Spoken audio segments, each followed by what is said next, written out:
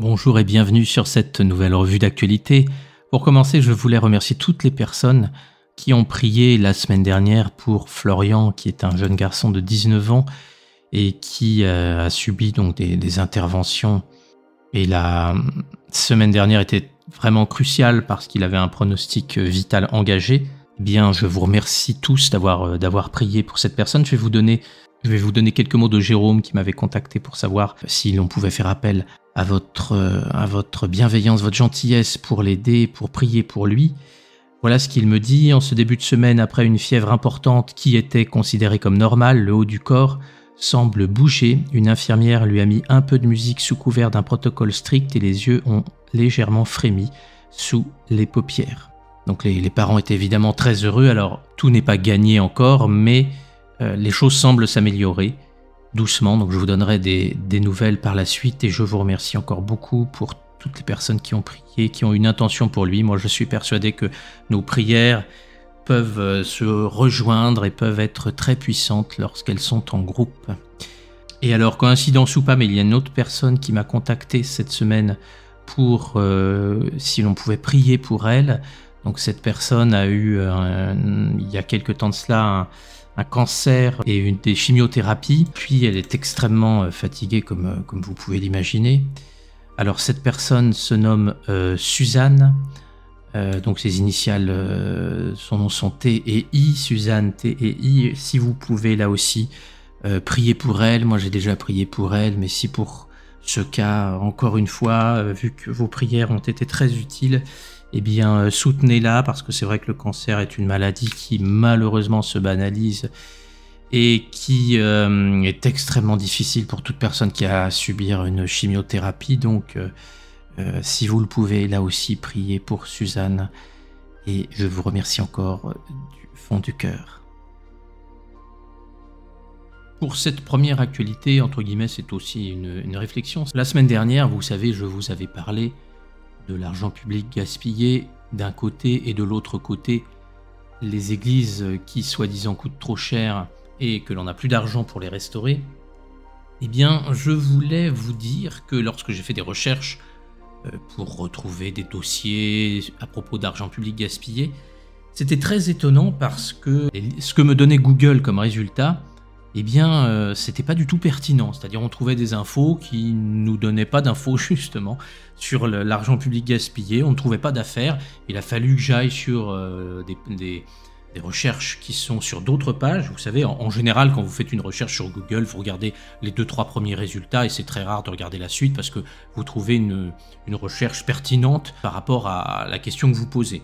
Et d'ailleurs, c'est pour ça que Google était devenu rapidement numéro 1, parce qu'il avait des algorithmes qui donnaient des réponses qui étaient très pertinentes. Et là, étonnamment, c'est l'inverse. C'est-à-dire que sur ce sujet d'argent public, j'ai eu beaucoup de difficultés pour trouver des dossiers. Alors j'en ai trouvé évidemment, puisqu'il y en a, évidemment, il y en a beaucoup. Est-ce que c'était un problème de Google? Je ne pense pas. Personnellement, il y a déjà eu plusieurs affaires qui montrent que les GAFAM, vous savez, c'est-à-dire Google, Amazon, Facebook et tout ce qui va derrière, orientent certaines informations, notamment par rapport à certaines idéologies, et vous présentent certaines personnes par exemple comme complotistes, comme extrémistes, quand ils ne vont pas dans le sens de la doxa, dans le sens du politiquement correct et du progressisme habituel. Donc tout ça pour vous dire que moi je suis au courant. Donc vous voyez, là j'ai fait des recherches, je suis allé plus en profondeur dans les recherches et j'ai pu vous trouver des exemples, mais il y en a des tonnes et des tonnes. Secondo, ce qui est intéressant, c'est que certaines personnes ne feront pas forcément ça, elles vont chercher une info sur un sujet, par exemple, je dis n'importe quoi, une nouvelle thérapie, quelque chose qui peut vous aider. Il suffit que Google ne présente pas ces infos-là et mettre en avant au contraire des articles, je ne sais pas, par exemple de Libération, disant que telle personne est un escroc, alors qu'en fait c'est pas du tout un escroc, c'est quelqu'un de très bien. Eh bien, la majorité conclura en disant non mais c'est bon, j'ai regardé sur Google, la personne dont tu me parles, c'est un escroc. Donc faites très attention au Google. Dans une ancienne revue d'actualité, j'en avais déjà parlé, j'avais montré le pouvoir absolu qu'a Google sur votre réflexion, puisque quand cela concerne des sujets qui sont peu impactants, ce n'est pas grave si jamais vous cherchez une recette de gaufres et puis que vous n'allez pas trouver une bonne recette en premier, eh bien ça ne va pas changer votre vie. Mais quand ce sont des sujets qui, au contraire, sont très impliquants et peuvent orienter vos décisions sur votre santé, sur ne serait-ce même sur une affaire, puisque moi j'ai parfois des personnes qui me contactent en me disant: «Ah non, telle personne, j'ai fait des recherches sur elle sur Google et telle personne n'est pas bien, n'est pas comme il faut», parce qu'en fait, ils ne regardent que les premiers résultats et ils se font leur opinion là-dessus. Je tenais à vous le rappeler, même si j'en avais déjà parlé dans une précédente revue d'actualité, mais faites très attention quand vous cherchez avec Google, parce que c'est un peu la facilité. Il faut avouer que ce moteur de recherche est très performant pour quasiment énormément de sujets. Donc quand vous avez des sujets qui sont un peu sensibles, on va dire, qui ne vont pas dans le sens du politiquement correct, de ce que tout le monde répète pour avoir une bonne image, soyez vigilants. N'hésitez pas à aller sur les 2e, 3e, 4e pages pour voir si vous ne trouvez pas d'autres infos, ou d'utiliser d'autres moteurs de recherche quand il y a des sujets comme ça, parce que moi j'ai vu beaucoup de personnes en commentaire ou même qui m'écrivaient en mail avoir des opinions extrêmement tranchées parce qu'ils s'étaient uniquement fiés sur Google et qu'ils avaient trouvé un article à charge sur une personne ou sur un saint ou sur un mystique en disant lui, voilà, il est pourri, il fait partie d'une secte, etc.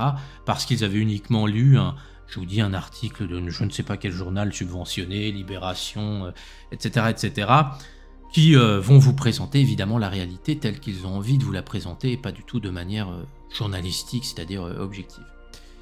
Voilà, ça m'a interpellé quand j'ai fait mes recherches, je voulais absolument vous en parler. Ayez toujours plusieurs sons de cloche, ne vous faites pas une opinion uniquement sur un article, sur un livre à charge.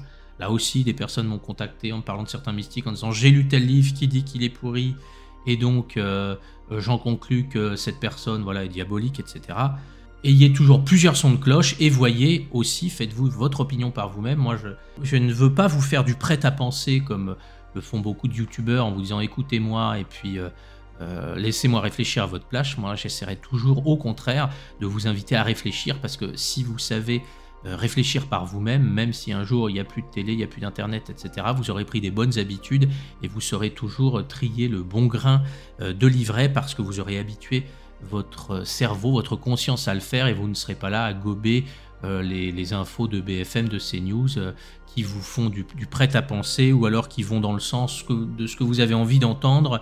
Ayez toujours l'habitude de, même parfois de lire des articles qui ne vont pas dans le sens de vos croyances ou de votre pensée, simplement pour voir quels sont les arguments que vont apporter vos adversaires. C'est toujours sain, c'est une manière d'esprit très saine.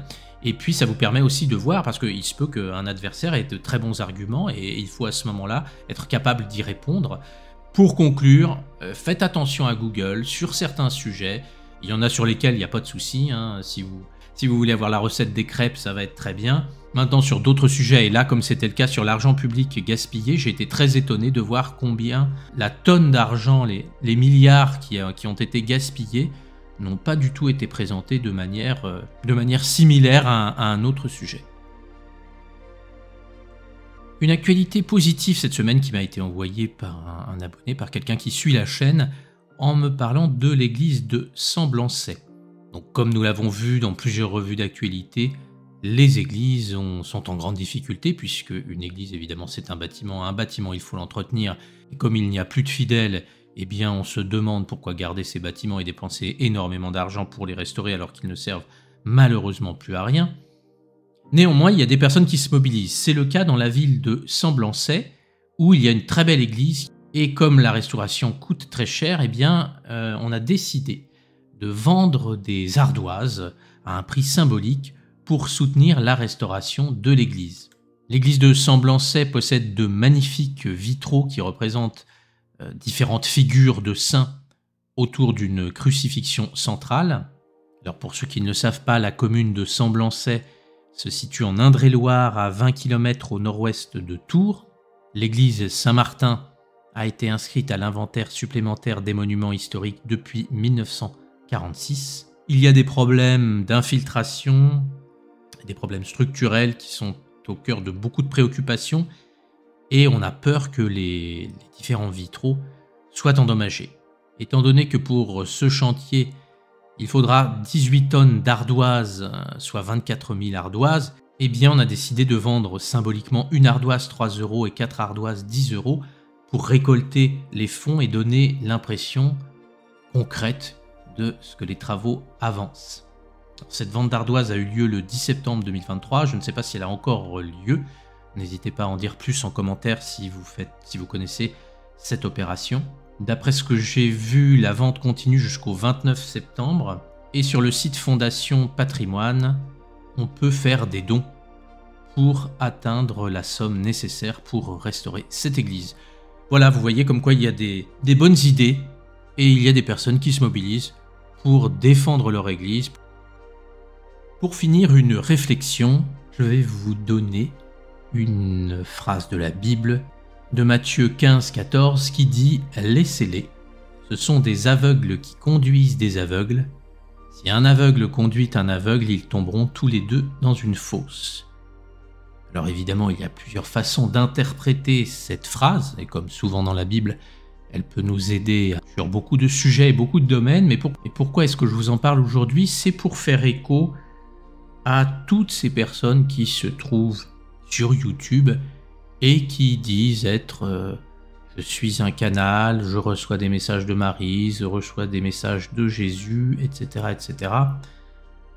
Il y a beaucoup à boire et à manger, je serais tenté de dire, pour en avoir étudié certains. Moi je suis très sceptique sur la majorité.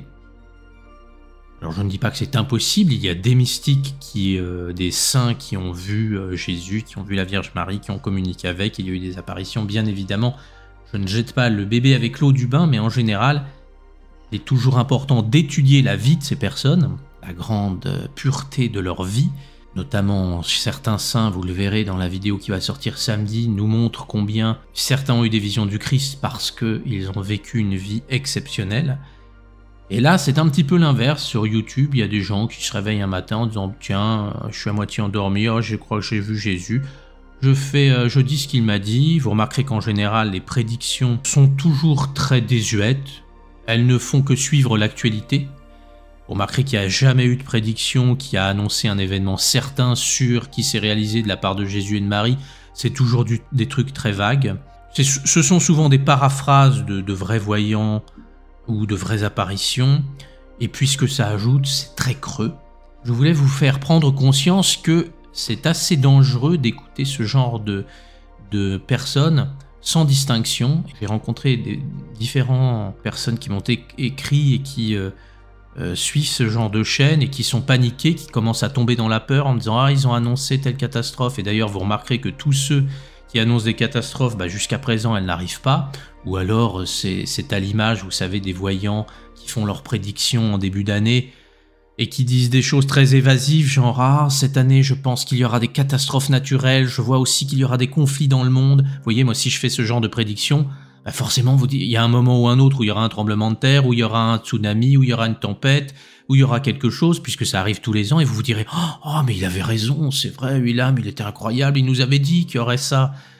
Donc ne tombez pas dans ces pièges et faites très attention parce que bien souvent, ce que nous dit Jésus et Marie, c'est aussi des messages qui sont très matériels et qui, à mon avis, reflètent plutôt ce que le soi-disant canal ou la soi-disant personne qui a des visions de Jésus ou de Marie ou des anges aussi, on en voit beaucoup avec l'archange Michael.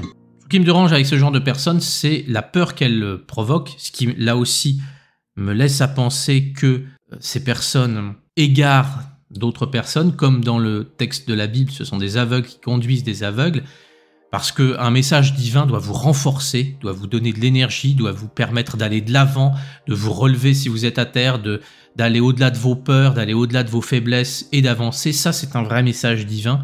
Le message qui va vous dire « Oh là là, j'ai tellement peur, il faut que je me cache, il faut que j'aille dans mon bunker, j'attends la fin du monde, les gens sont tous des salauds et j'attends que Dieu vienne les punir ». Alors ne vous dites pas chrétien si vous croyez à ce genre de choses, parce que lisez 2 minutes la Bible, lisez les messages de Jésus. Il y a beaucoup de personnes qui se disent chrétiens et qui finalement faut l'opposé de ce que Jésus dit dans la Bible. Donc n'hésitez pas à relire la Bible, vous y trouverez une grande sagesse. Donc voilà, c'était une réflexion pour vous dire de faire attention à tout cela. Alors quelques pistes pour évaluer tout ça. Déjà, moi quand j'entends Jésus qui commence à me parler de choses très matérielles, en disant oui, faites attention, achetez de l'or, achetez ceci, mais faites des provisions, machin, mais on vous dit, mais attendez, c'est bien le même Jésus que vous me parlez? celui qui, quand on lui demandait s'il fallait payer l'impôt à César, disait rendez à César ce qui est à César et à Dieu ce qui est à Dieu. C'est lui qui va d'un seul coup vous dire attendez, ça tient pas debout, quoi.